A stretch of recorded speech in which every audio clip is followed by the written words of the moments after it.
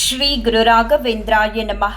ಎಲ್ಲರಿಗೂ ನನ್ನ ನಮಸ್ಕಾರಗಳನ್ನ ತಿಳಿಸ್ತಾ, ನಿನ್ನೆ ಸಂಜೆ ಮತ್ತೆ ಇವತ್ತು ಬೆಳಗ್ಗೆ ರಾಘವೇಂದ್ರ ಸ್ವಾಮಿಯವರಿಂದ ಆದ 2 ಅನುಭವಗಳನ್ನ ಈ ವಿಡಿಯೋ ಮುಖಾಂತರ ಶೇರ್ ಮಾಡ್ಕೊಳ್ತೀನಿ. ರಾಘವೇಂದ್ರ ಸ್ವಾಮಿಯವರ ಮಂತ್ರಾಕ್ಷತೆಗೆ ಅಪಾರವಾದಂತಹ ಶಕ್ತಿ ಇದೆ. ಮಂತ್ರಾಕ್ಷತೆಯಿಂದ ನನಗೆ ಆಗಿರುವಂತಹ ಅನುಭವಗಳನ್ನ ನಾನು ಹಿಂದಿನ ವಿಡಿಯೋಗಳಲ್ಲಿ ಹೇಳ್ಕೊಂಡಿದ್ದೀನಿ. ಹಾಗೆ ನಿನ್ನೆ ಕೂಡ ನನಗೆ ಮಂತ್ರಾಕ್ಷತೆಯಿಂದ ಒಂದು ಅನುಭವ ಆಯಿತು. ಆ ಅನುಭವ ಏನು ಅಂತ ಅಂದರೆ, ಮೊನ್ನೆ ನನ್ನ ಫ್ರೆಂಡ್ ಅವ್ರ ಬಾವ ತೀರೋಗಿದ್ರು. ಮೊನ್ನೆ ನಾನು ಆಚೆ ಹೊರಟಿದ್ದೆ, ಆಲ್ರೆಡಿ ನಾನು ರೆಡಿ ಆಗಿದ್ದೆ. ಅವರು ತೀರೋಗಿದ್ದಾರೆ ಅನ್ನೋ ವಿಚಾರ ನನಗೆ ಗೊತ್ತಾಗೋಷ್ಟ್ರೊಳಗಡೆ ಹೊರಗಡೆ ಹೋಗಬೇಕು ಅಂತ ಹೇಳಿ ನಾನು ನನ್ನ ಮಗಳು ರೆಡಿ ಆಗಿದ್ದು. ನಮ್ಮ ಮನೆಯವ್ರು ಇನ್ನೇನು ರೆಡಿ ಆಗಬೇಕಿತ್ತು. ಆ ಟೈಮಲ್ಲಿ ನಾನು ನಮ್ಮ ಮನೆಯವ್ರಿಗೆ ಹೇಳಿದಾಗ, ಸರಿ ನೀವಿಬ್ರು ರೆಡಿ ಆಗಿದ್ದೀರಾ ಅಲ್ವಾ, ಬೇಡ ನಾನು ಹೋಗಿ ನೋಡ್ಕೊಂಡು ಬರ್ತೀನಿ, ನೆಕ್ಸ್ಟ್ ಡೇ ಹೋಗಿ ನೀನು ಮಾತಾಡಿಸ್ಕೊಂಡು ಬರೀವಿ ಅವ್ರನ್ನ ಅಂತ ಹೇಳಿಬಿಟ್ಟು ನಮ್ಮ ಮನೆಯವ್ರು ಹೋಗಿ ನೋಡ್ಕೊಂಡು ಬಂದು ಮತ್ತೆ ನಾವೆಲ್ಲರೂ ಆಚೆ ಹೋಗಿದ್ದು ಮೊನ್ನೆ.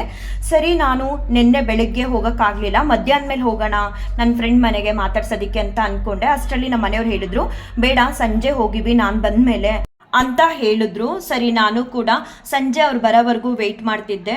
ಅವ್ರು ಸ್ವಲ್ಪ ಲೇಟಾಗೆ ಬಂದರು ನಿನ್ನೆ ಸಂಜೆ. ಅಷ್ಟರಲ್ಲಿ ನಾನೇನು ಮಾಡಿದೆ ಅಂತ ಅಂದರೆ, ರಾಘವೇಂದ್ರ ಸ್ವಾಮಿಯವ್ರಿಗೆ ಪ್ರತಿದಿನ ಸಂಜೆ ನಾನು ಹೇಗೆ ಸೇವೆ ಸಲ್ಲಿಸ್ತೀನಿ ಅದೇ ರೀತಿ ದೀಪಗಳನ್ನ ಹಚ್ಬಿಟ್ಟು ರಾಘವೇಂದ್ರ ಸ್ವಾಮಿಯವ್ರ ಹತ್ರ ಹೇಳಿದೆ, ಸ್ವಾಮಿ ಆಲ್ರೆಡಿ ತುಂಬ ಲೇಟ್ ಆಗಿದೆ, ಮಧ್ಯಾಹ್ನ ಹೋಗಬೇಕಿತ್ತು ಆಗಲಿಲ್ಲ, ಇವಾಗಲಾದರೂ ಹೋಗಿ ಬರ್ತೀನಿ. ಏನಾದರೂ ನಾನು ಇವಾಗ ಎಲ್ಲ ಸ್ತೋತ್ರಗಳನ್ನ ಹೇಳ್ತಾ ಕೂತ್ಕೊಂಡ್ರೆ ಒಂದು 40 ನಿಮಿಷ ಆಗುತ್ತೆ, ಇನ್ನು ತುಂಬ ಲೇಟ್ ಆಗಿಬಿಡುತ್ತೆ. ಆ ಕಾರಣಕ್ಕೆ ಏನು ಮಾಡ್ತೀನಿ ಸ್ವಾಮಿ, ಬೇಗ ಹೋಗ್ಬಿಟ್ಟು ಅವ್ರನ್ನ ಮಾತಾಡಿಸ್ಕೊಂಡು ಬರ್ತೀನಿ ಅಂತ ಹೇಳಿ ರಾಘವೇಂದ್ರ ಸ್ವಾಮಿಯವರಿಗೆ ಹಾಗೆ ನಮ್ಮ ಮನೆಯವ್ರಿಗೂ ಕೂಡ ಹೇಳಿಬಿಟ್ಟು ಹೋಗುವಾಗ 1-2 ಕಾಳು ಮಂತ್ರಾಕ್ಷತೆನ ತಲೆ ಮೇಲೆ ಹಾಕೊಂಡೆ.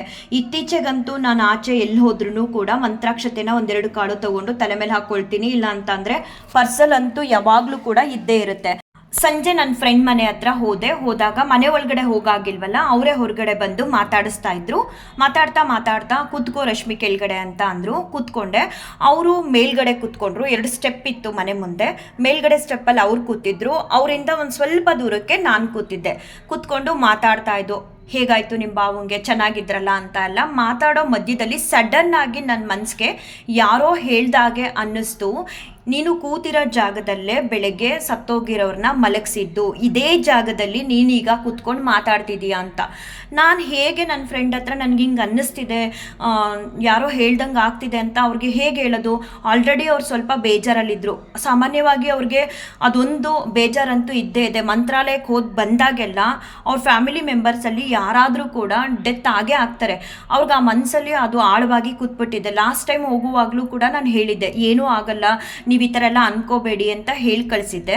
ಮತ್ತು ಅವರಲ್ಲಿ ಮಂತ್ರಾಲಯಕ್ಕೆ ಹೋಗಿ ಬಂದಮೇಲೆ ಅವ್ರ ಫ್ಯಾಮಿಲಿ ಮೆಂಬರ್ಸಲ್ಲಿ ಸ್ವಲ್ಪ ದೂರದವರು ಡೆತ್ ಆದರು 1-2 ತಿಂಗಳೊಳಗಡೆ. ಮತ್ತು ಮೊನ್ನೆ ಹೋಗಿ ಬಂದಿದ್ದಾರೆ ಮಂತ್ರಾಲಯಕ್ಕೆ. ಬಂದು ನೆಕ್ಸ್ಟ್ ಡೇಗೆ ಈ ರೀತಿ ಆಗಿದೆ. ಅವ್ರ ಮನಸ್ಸಲ್ಲಿ ಆಲ್ರೆಡಿ ನಾನು ಮಂತ್ರಾಲಯಕ್ಕೆ ಹೋಗಲೇಬಾರ್ದಿತ್ತೇನೋ, ಹೋಗಿದ್ರಿಂದ ಈ ರೀತಿ ಆಯಿತಾ, ನನಗೆ ಯಾಕೆ ಈ ಥರ ಆಗುತ್ತೆ ಅನ್ನೋದು ಅವ್ರಿಗಿತ್ತು ಮನಸ್ಸಲ್ಲಿ. ಮಾತಾಡುವಾಗಲೂ ಕೂಡ ಸ್ಟಾರ್ಟಿಂಗೇ ಹೇಳಿದರು, ಸರಿ ನಾನು ಅದನ್ನೆಲ್ಲ ಮನ್ಸಿಗೆ ಹಾಕೋಬೇಡಿ, ಆಗೋದೆಲ್ಲ ಒಳ್ಳೇದಕ್ಕೆ ಅಂತ ಅಂದ್ಕೊಳ್ಳಿ ಅಂತ ಹೇಳಿಬಿಟ್ಟೆ ಮಾತಾಡ್ತಿದ್ದೆ. ಇನ್ನು ಅದ್ರ ಮಧ್ಯ ನನಗೆ ಈ ಥರ ಅನ್ನಿಸ್ತಿದೆ, ಯಾರೋ ಹೇಳ್ದಂಗೆ ಆಗ್ತಿದೆ, ರಾಘವೇಂದ್ರ ಸ್ವಾಮಿಯವರ ಮಂತ್ರಾಕ್ಷತೆನ ಹಾಕೊಂಡು ಬಂದಿದ್ದೀನಿ ಅದರಿಂದ ಅಂತ ಹೇಳಿದ್ರೆ ಇನ್ನು ಮತ್ತೆ ಅವರು ಬೇಜಾರು ಮಾಡ್ಕೊಳ್ತಾರೆ ಅಂತ ಅಂದ್ಬಿಟ್ಟು ಸ್ವಲ್ಪ ಹಾಗೆ ಮಾತಾಡ್ತಾ ಕೇಳಿದೆ, ಬೆಳಿಗ್ಗೆ ಎಲ್ಲಿ ಮಲಗಿಸಿದ್ರಿ ನಿಮ್ಮ ಬಾವನ್ನ ಅಂತ ಅಂದ್ಬಿಟ್ಟು 1-2-3 ನಿಮಿಷ ಅವ್ರ ಜೊತೆ ಮಾತಾಡ್ತಾ ಆಮೇಲೆ ಕೇಳಿದಾಗ ಅವರು ಹೇಳಿದ್ರು, ನೀನು ಕೂತಿರೋ ಜಾಗದಲ್ಲೇ ಅಂದರೆ ಇಲ್ಲೇ ಮಲಗಿಸಿದ್ದು ಅಂತ ಹೇಳಿದ್ರು. ಹೇಳಿದ ತಕ್ಷಣ ನನಗೆ ಭಯ ಅಂತ ಏನೂ ಇಲ್ಲ, ನನ್ನ ಮನಸ್ಸಿಗೆ ಯಾರೋ ಹೇಳ್ದಂಗೆ ಆಗಿದ್ದು ಮತ್ತು ಇವರು ಇದೇ ಜಾಗದಲ್ಲಿ ಮಲಗಿಸಿದ್ದು ಅಂತ ಹೇಳಿದ್ದು ಎರಡೂ ಒಂದೇ ಆಯ್ತಲ್ಲ ಅಂತ ಹೇಳ್ಬಿಟ್ಟು ನಾನು ಅವ್ರಿಗೆ ಅಂದೆ, ರೂಪ ನಾನು ಇಲ್ಲಿ ಬಂದು ಕೂತ್ಕೊಳ್ತೀನಿ ಅಂದ್ಬಿಟ್ಟು ಅವರಿಂದ ದೂರ ಕೂತಿದ್ನಲ್ಲ, ಸಡನ್ ಆಗಿ ಅವ್ರ ಪಕ್ಕನೇ ಅಂದರೆ ಆ ಪಕ್ಕದಲ್ಲಿ ಕೂತಿದ್ರು, ಸ್ವಲ್ಪ ಗ್ಯಾಪ್ ಇತ್ತು, ಮೇಲೆ ಹೋಗಿ ಕೂತ್ಕೊಂಡೆ. ಆ ರೀತಿ ಒಂದು ಅನುಭವ ಆಯಿತು ಮಂತ್ರಾಕ್ಷತೆಯಿಂದ. ಕೆಲವರು ಅಂದ್ಕೊಳ್ತಾರೆ ರಾಘವೇಂದ್ರ ಸ್ವಾಮಿಯವರು ನಾವೇನೇ ಒಂದು ಕೇಳಿದ್ರು ತುಂಬ ತಡ ಮಾಡ್ತಾರೆ, ಕೊಡ್ತಾನೆ ಇಲ್ಲ, ನಮ್ಮ ಕಷ್ಟ ದೂರನೇ ಮಾಡ್ತಿಲ್ಲ ಅಂತ. ಇನ್ನೂ ಕೆಲವರು ನಾವೇನೋ ಬೇಡಿಕೆನ ಇಟ್ಕೊಂಡಿದ್ದೀನಿ, ರಾಘವೇಂದ್ರ ಸ್ವಾಮಿಯವ್ರನ್ನ ಇಷ್ಟು ವರ್ಷದಿಂದ ಪೂಜೆ ಮಾಡ್ತಿದ್ದೀನಿ ಆದರೂ ಕೂಡ ಆಗ್ತಿಲ್ಲ ಅಂತ. ಆದರೆ ನನಗಂತೂ ಸತ್ಯವಾಗ್ಲೂ ಈ ರೀತಿ ಎಲ್ಲ ಅನುಭವಗಳು ಯಾಕಾಗುತ್ತೆ ನನಗೆ ನಿಜ ನಾನು ಅಲ್ಲಿ ಕೂತಿದ್ದಾಗ ನನಗೆ ಹೆಂಗೆ ಯಾರೋ ಬಂದು ನನಗೆ ಹೇಳ್ತಿದ್ದಾರೆ ಅಂತ ಅನ್ನಿಸ್ತು ಅಂದರೆ, ನೀನು ಬೆಳಗ್ಗೆ ಮಲಗಿಸಿದ್ರಲ್ಲ ಸತ್ತೋಗಿರೋರನ್ನ, ಅದೇ ಜಾಗದಲ್ಲಿ ಕೂತಿದ್ಯಾ, ನೀನು ಕೂತಿದ್ದ ಜಾಗದಲ್ಲೇ ಅವ್ರನ್ನ ಮಲಗಿಸಿದ್ದು ಅಂತ ಹೇಳಿದ್ರು. ಸಡನ್ನಾಗಿ ಕೇಳಿದೆ, ಅವ್ರ ಜೊತೆ ಮಾತಾಡ್ತಾ ಕೇಳಿದಾಗ ಅವರು ಕೂಡ ಹಾಗೆ ಹೇಳಿದ್ರು. ನನಗೆ ಯಪ್ಪ ಏನೋ ಒಂಥರ ನಿಜವಾಗ್ಲೂ ರಾಘವೇಂದ್ರ ಸ್ವಾಮಿಯವರು ನನಗೆ ಯಾಕೆ ಈ ರೀತಿ ಅನುಭವಗಳಾಗುತ್ತೆ ಅನ್ನೋದಂತೂ ಗೊತ್ತಿಲ್ಲ. ಆದರೆ ಏನೇ ಒಂದಾದ್ರೂ ನನಗೆ ತಿಳಿಸ್ಕೊಡ್ತಿದ್ದಾರೆ ಒಂದು ಸೂಚನೆ ಮೂಲಕ ಅನ್ನೋದನ್ನು ಹೇಳೋದಕ್ಕೆ ಇಷ್ಟಪಡ್ತೀನಿ.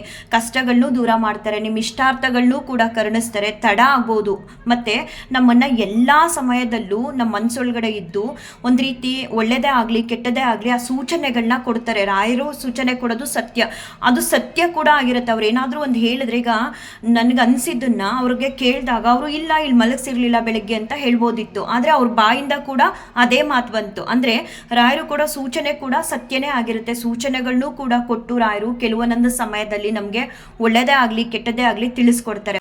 ಸರಿ, ಅದಾದಮೇಲೆ ಅವ್ರ ಜೊತೆ ಮಾತಾಡ್ತಾ ನನಗೆ ಅಲ್ಲೇ ಒಂದು ರೀತಿ ಮೈಯೆಲ್ಲ ಬಿಸಿ ಆದಂಗೆ ಒಂಚೂರು ಬೆವರೋದಕ್ಕೆ ಶುರು ಆಯಿತು. ಆಮೇಲೆ ಅವ್ರಿಗೆ ಸರಿ ಆಯಿತು, ಕತ್ಲೆ ಆಗ್ತಿತ್ತು ತುಂಬ, ಆಯಿತು ರೂಪ ನಾನು ಬರ್ತೀನಿ ಅಂತ ಹೇಳಿಬಿಟ್ಟು ನನ್ನ ಫ್ರೆಂಡ್ಗೆ ಅಲ್ಲಿಂದ ಹೊರಟು ಬಂದೆ. ಮನೆಗೆ ಬಂದಮೇಲೆ ಟೆರೆಸ್ ಮೇಲೆ ಹೋಗಿ ಕೈಕಾಲೆಲ್ಲ ತೊಳ್ಕೊಂಡು ನಮ್ಮ ಮನೆಯವ್ರ ಹತ್ರ ಬಂದು ಹೇಳಿದೆ, ಈ ರೀತಿ ಮಾತಾಡಿಸ್ಕೊಂಡು ಬಂದೆ, ಸ್ನಾನ ಮಾಡಬೇಕಾ ಏನು ಮಾಡದೇ ಇದ್ರೂ ಆಗುತ್ತಾ ಅಂತ. ಅವರು ಇಲ್ಲ ಮಾತಾಡ್ಸಿದ್ಯಲ್ಲ ಅವ್ರ ಮನೆ ಹತ್ರ ಹೋಗ್ಬಿಟ್ಟು ಬಾಕ್ಲ ಹತ್ರ ಸ್ನಾನ ಮಾಡ್ಕೊಂಡು ಬಂದುಬಿಡು ಅಂತ ಹೇಳಿದ್ರು. ಸರಿ ಹೋಗಿ ಫ್ರೆಶ್ ಅಪ್ ಆಗಿಬಿಟ್ಟು ಬಂದುಬಿಟ್ಟು ಕಾಫಿ ಕುಡಿತಾ ನಾನು ಅವ್ರನ್ನ ಕೇಳಿದೆ. ಹಿಂಗೆ ಅನ್ನಿಸ್ತು ನನ್ನ ಮನಸ್ಸಿಗೆ, ಬೆಳಗ್ಗೆ ನೀವು ಹೋದಾಗ ಅವ್ರನ್ನ ಎಲ್ಲಿ ಮಲಗಿಸಿದ್ರಿ ಅನ್ನೋದನ್ನು ಕೂಡ ನಾನು ಕೇಳಿಸ್ಕೊಂಡಿರಲಿಲ್ಲ. ನಿಮ್ಮನ್ನ ಹೋಗಿ ನೋಡ್ಕೊಂಡು ಬಂದ್ರೆ ಅಷ್ಟೇ ಹೇಳ್ಬಿಟ್ಟು ನಾವು ಹೊರಟುಬಿಟ್ಟು, ಬಟ್ ನನಗೆ ಅಲ್ಲಿ ಹೋದಾಗ ಇದೇ ಜಾಗದಲ್ಲಿ ಮಲಗಿಸಿದ್ರು, ನೀನು ಇದೇ ಜಾಗದಲ್ಲಿ ಕೂತಿದ್ಯಾ ಅಂತ ಯಾರೋ ನನಗೆ ಹೇಳ್ದಂಗಾಯಿತು ಅಂತ ನಮ್ಮ ಮನೆಯವ್ರಿಗೆ ಹೇಳಿದಾಗ, ಹೌದು ನಾನು ಬೆಳಗ್ಗೆ ಹೋದಾಗಲೂ ಕೂಡ ಅಲ್ಲೇ ಮಲಗಿಸಿದ್ರು ಅಂತ ನಮ್ಮ ಮನೆಯವ್ರು ಕೂಡ ಹೇಳಿದ್ರು. ಆದರೆ ಇದಕ್ಕೂ ಮುಂಚೆ ಅವರು ಹೋಗಿ ನೋಡ್ಕೊಂಡು ಬಂದು ಸ್ನಾನ ಮಾಡಿ ನಮ್ಮ ಜೊತೆ ರೆಡಿಯಾಗಿ ಬಂದರು ಹೊರತು ಈ ಜಾಗದಲ್ಲಿ ಮಲಗಿಸಿದ್ರು ಹಿಂಗಾಯ್ತು ಅಂತ ಏನೂ ಕೂಡ ಹೇಳಿರಲಿಲ್ಲ. ನಿನ್ನೆ ನಾನು ಮಾತಾಡುವಾಗ ಹೌದು ಅದೇ ಜಾಗದಲ್ಲಿ ಮನೆ ಮುಂದೆನೇ ಮಲಗಿಸಿದ್ರು ನಾನು ಹೋದಾಗ, ಮತ್ತು ನಮ್ಮ ಮನೆಯವರೇ ಫಸ್ಟು ಹೋಗಿ ನೋಡಿದ್ದು ಅಂತ ಯಾರೂ ಇರಲಿಲ್ಲ, ನಾನೇ ಫಸ್ಟು ಏನೋ ಹೋಗಿ ನೋಡಿದ್ದು ಅಂತ ಹೇಳಿದ್ರು. ಜೊತೆಗೆ ನನ್ನ ಫ್ರೆಂಡ್ ಕೂಡ ಮಾತಾಡುವಾಗ ನಿಮ್ಮ ಮನೆಯವರೇ ಮೊದಲು ಬಂದಿದ್ದು ಅಂತ ಕೂಡ ನನ್ನ ಜೊತೆ ನೆನ್ನೆ ಹೇಳಿದ್ರು. ಏನೋ ರಾಘವೇಂದ್ರ ಸ್ವಾಮಿಯವರು ಏನೇ ಸೂಚನೆ ಕೊಟ್ಟರು ಕೂಡ ಅದು ಸತ್ಯನೇ ಆಗಿರುತ್ತೆ. ಮತ್ತು ಸೂಚನೆಗಳನ್ನೂ ಕೂಡ ಕೊಡ್ತಾರೆ. ಅವ್ರ ಸೇವೆ ಮಾಡ್ತಾ ನಾವು ಅವ್ರಿಗೆ ಹತ್ರ ಆಗಬೇಕು. ಹತ್ರ ಆದಾಗ ನನಗಂತೂ ಈ ರೀತಿ ಅನುಭವಗಳು ಆಗ್ತಾನೆ ಇದೆ. ಏನು ಮತ್ತು ಇನ್ನೊಂದು ಅನುಭವ ಏನು ಅಂತ ತಿಳಿಸೋದಾದರೆ, ಇವತ್ತು ಬೆಳಗ್ಗೆ ಎಂದಿನಂತೆ ಬೇಗ ಎದ್ದು ರಾಯರಿಗೆ ಸೇವೆನ ಮಾಡ್ತಿದ್ದೆ. ಅಭಿಷೇಕ ಎಲ್ಲ ಮಾಡಿರುವಂತಹ ವಿಗ್ರಹಗಳಿಗೆ ಒಂದ್ಸಲ ಆರತಿನ ಮಾಡ್ತೀನಿ. ತುಪ್ಪದ ಬತ್ತಿ ಖಾಲಿಯಾಗಿತ್ತು. ಸಡನ್ ಆಗಿ ಎದ್ದೋಗಿ ನಾನು ತುಪ್ಪದ ಬತ್ತಿ ಮಾಡಿಕೊಂಡು ಬರೋ ಅಷ್ಟರೊಳಗಡೆ ವಿಗ್ರಹಗಳನ್ನೆಲ್ಲ ನಾನು ಕೂರಿಸಿ ಕಾಯಿಸ್ಬೇಕಾಗುತ್ತೆ. ಆ ರೀತಿ ಮಾಡಬಾರ್ದು. ನಾವು ಯಾವುದೇ ಒಂದು ಸಮಯದಲ್ಲಿ ಪೂಜೆ ಮಾಡ್ತೀವಿ ಅಂದರೆ ನಾವು ಏನೇ ಮಾಡ್ತಿರ್ಲಿ ಆ ಸಮಯಕ್ಕೆ ನಾವು ಹೋಗಿ ಅಲ್ಲಿ ರಾಯರ ಮುಂದೆ ಕುತ್ಕೋಬೇಕು. ರಾಯರನ್ನ ಯಾವತ್ತೂ ಕೂಡ ಕಾಯಿಸಬಾರ್ದು. ಅದು ನಾನು ಪ್ರವಚಕರಿಂದ ಕೇಳಿ ತಿಳ್ಕೊಂಡಿದ್ದೆ, ಮತ್ತು ಅದನ್ನೇ ಕೂಡ ನಾನು ರೂಢಿ ಮಾಡ್ಕೊಂಡಿದ್ದೀನಿ. ಮತ್ತು ನಾನು ಎದ್ದೋಗಿ ಎಲ್ಲ ಮಾಡ್ಕೊಂಡು ಬರೋವರೆಗೂ ವಿಗ್ರಹಗಳನ್ನೆಲ್ಲ ನಾನು ಕಾಯಿಸ್ಬೇಕಾಗತ್ತೆ. ಆ ರೀತಿ ಅಂದರೆ ವೆಯ್ಟ್ ಮಾಡಿಸ್ಬೇಕಾಗಿರುತ್ತೆ. ಆ ರೀತಿ ಮಾಡಬಾರ್ದು ಅಂತ ಹೇಳ್ಬಿಟ್ಟು ಪಕ್ಕದಲ್ಲೇ ಸ್ವಲ್ಪ ಕರ್ಪೂರ ಇತ್ತು, ಕರ್ಪೂರದಲ್ಲೇ ಆರತಿ ಮಾಡಿಬಿಡೋಣ ಅಂತ ಹೇಳಿ ಆರತಿ ಮಾಡ್ತಾ ಇದ್ದೆ. ಆರತಿ ಮಾಡ್ತಾ ಇರಬೇಕಾದ್ರೆ ಕರ್ಪೂರದ ಆರತಿ ಆಫ್ ಆಗೋಯ್ತು. ನನಗೆ ಸಡನ್ನಾಗಿ ಭಯ ಆಯಿತು. ಯಾಕೆ ಅಂತ ಅಂದರೆ, ಈಗ ಸ್ವಲ್ಪ ದಿನಗಳ ಹಿಂದೆ ಫೆಬ್ರವರಿ ತಿಂಗಳಲ್ಲೂ ಕೂಡ ನನಗೆ ಹೀಗೆ ಆಗಿತ್ತು. ಆವಾಗ ಅಭಿಷೇಕದ ಮೂರ್ತಿಗಳಿಗೆ ಆರತಿ ಮಾಡ್ತಿರ್ಲಿಲ್ಲ. ಫುಲ್ಲು ಅಭಿಷೇಕ ಎಲ್ಲ ಮಾಡಿ ಕೊನೆಯಲ್ಲಿ ಒಂದ್ಸಲ ಮಹಾ ಮಂಗಳಾರತಿ ಮಾಡ್ತೀನಲ್ಲ, ಆ ಸಮಯದಲ್ಲಿ ಆರತಿ ಮಾಡಿ ಬೃಂದಾವನ ಒಳಗಡೆ ಇರುವಂತಹ ತುಳಸಿ ಗಿಡಕ್ಕೂ ಕೂಡ ನಾನು ಆರತಿ ಮಾಡಿ ಒಳಗಡೆ ಬರೋ ಸಮಯದಲ್ಲಿ ತುಪ್ಪದ ಬತ್ತಿಗಳು ಸಡನ್ನಾಗಿ ಆಫ್ ಆಗೋಯ್ತು.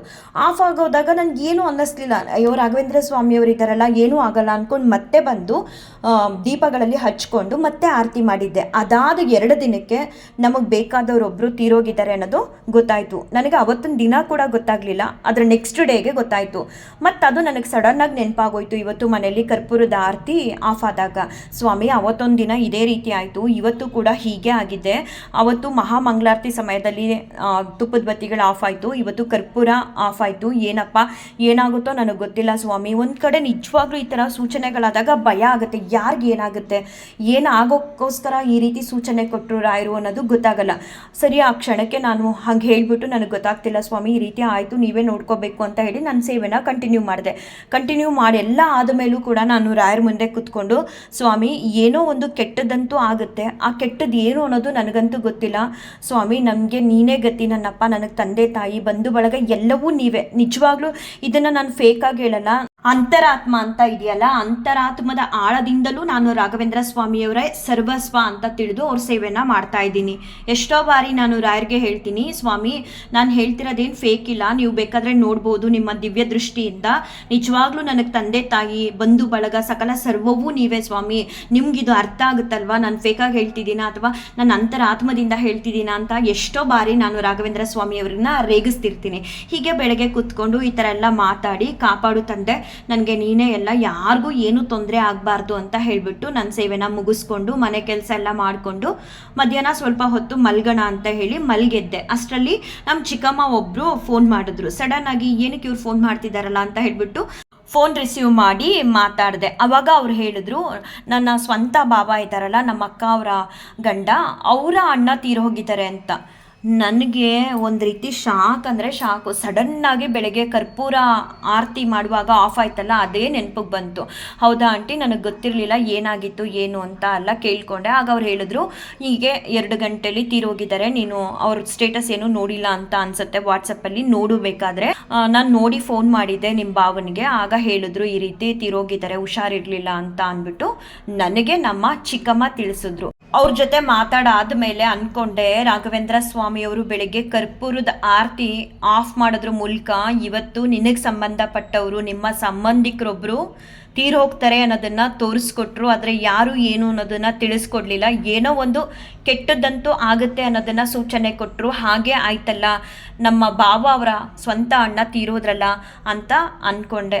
ರಾಯರಿಂದ ಸೂಚನೆ ಒಳ್ಳೆಯದಾಗಿ ಸಿಕ್ಕಿದಾಗ ತುಂಬ ಖುಷಿಯಾಗುತ್ತೆ. ಅದೇ ರಾಯರಿಂದ ಸೂಚನೆ ಏನೋ ಒಂದು ಕೆಡುಕಾಗುತ್ತೆ, ಅನಾಹುತಗಳಾಗುತ್ತೆ ಅಂತ ತಿಳಿಸಿದಾಗ ಅದೇನು ಅನ್ನೋದು ಗೊತ್ತಿಲ್ಲದೆ ಇದ್ದಾಗ ಸಿಕ್ಕಾಬಟ್ಟೆ ಟೆನ್ಷನ್ ಆಗುತ್ತೆ. ಏನಾಗುತ್ತೋ ಏನೋ ಒಂದಂತೂ ಕೆಟ್ಟದಾಗುತ್ತೆ ಅನ್ನೋದನ್ನು ರಾಯರು ತಿಳಿಸ್ಕೊಡ್ತಿದ್ದಾರೆ, ಆದರೆ ಯಾರಿಗೆ ಏನು ಅನ್ನೋದನ್ನು ತಿಳಿಸ್ಕೊಡ್ತಿಲ್ವಲ್ಲ ಅಂತ ಟೆನ್ಷನ್ ಅಂತೂ ಆಗ್ತಾನೆ ಇರುತ್ತೆ. ನಾನು ಫಸ್ಟು ಇದಕ್ಕೂ ಮುಂಚೆ ಫೆಬ್ರವರಿ ತಿಂಗಳಲ್ಲಿ ಈ ರೀತಿ ತುಪ್ಪದ ಬತ್ತಿಗಳು ಆಫ್ ಆಯಿತು ಅಂತ ಅನ್ನಲ್ಲ, ಅವತ್ತು ನನಗೇನು ಸ್ವಲ್ಪ ಕೂಡ ಭಯ ಆಗಲಿಲ್ಲ. ಯಾಕಂತ ಅಂದರೆ ನಾನು ರಾಯರ್ಗೆ ಹೇಳಿಬಿಟ್ಟೆ, ಸ್ವಾಮಿ ನೀವಿದ್ದೀರಾ, ಯಾರಿಗೂ ಏನೂ ಆಗೋದಕ್ಕೆ ಬಿಡಲ್ಲ, ಎಲ್ಲ ಒಳ್ಳೇದಾಗಲಿ, ಮೋಸ್ಟ್ಲಿ ಗಾಳಿಗೆ ಆಫ್ ಆಯ್ತೇನೋ ಅಂತ ಅಂದ್ಕೊಂಡೆ ಅವತ್ತು.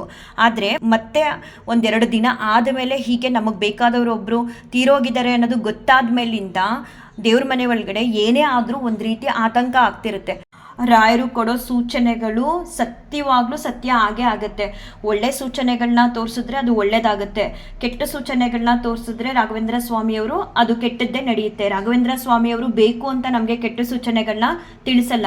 ಅಂದರೆ ನಮ್ಮ ಬದುಕಲ್ಲಿ, ನಮ್ಮ ಜೀವನದಲ್ಲಿ ನಾಳೆ ಏನು ನಡೆಯುತ್ತೆ, ಮುಂದೆ ಏನಾಗುತ್ತೆ ಅಂತ ನಮಗೆ ಸಂಬಂಧಪಟ್ಟದ್ದನ್ನು ರಾಘವೇಂದ್ರ ಸ್ವಾಮಿಯವರು ಸೂಚನೆಗಳ ಮೂಲಕ ತಿಳಿಸ್ಕೊಡ್ತಾರೆ. ಒಳ್ಳೆ ಸೂಚನೆಗಳಾದರೆ ಒಳ್ಳೆದನ್ನು ತಿಳಿಸ್ಕೊಡ್ತಾರೆ, ಅದೇ ರೀತಿ ಅನಾಹುತಗಳಾಗುವಂಥ ಸೂಚನೆಗಳಿದ್ರೆ ಅದನ್ನೂ ಕೂಡ ತಿಳಿಸ್ಕೊಡ್ತಾರೆ. ಒಟ್ಟಿನಲ್ಲಿ ರಾಘವೇಂದ್ರ ಸ್ವಾಮಿಯವರು ಸೂಚನೆ ಕೊಡೋದು ಸತ್ಯ. ಆ ಸೂಚನೆಗಳು ಕಟ್ಟ ಹಾಗೆ ಅದೇ ರೀತಿ ಸೂಚನೆಗಳಲ್ಲಿ ಏನು ತಿಳಿಸ್ತಾರೆ ಹಾಗೆ ನಡೆಯೋದು ಕೂಡ ಸತ್ಯ ಅಂತ ಹೇಳ್ತಾ ಈ ಒಂದು ವಿಡಿಯೋನ ಎಂಡ್ ಮಾಡ್ತೀನಿ. ಶ್ರೀಕೃಷ್ಣಾರ್ಪಣಮಸ್ತು, ಶ್ರೀಕೃಷ್ಣಾರ್ಪಣಮಸ್ತು, ಶ್ರೀಕೃಷ್ಣಾರ್ಪಣಮಸ್ತು.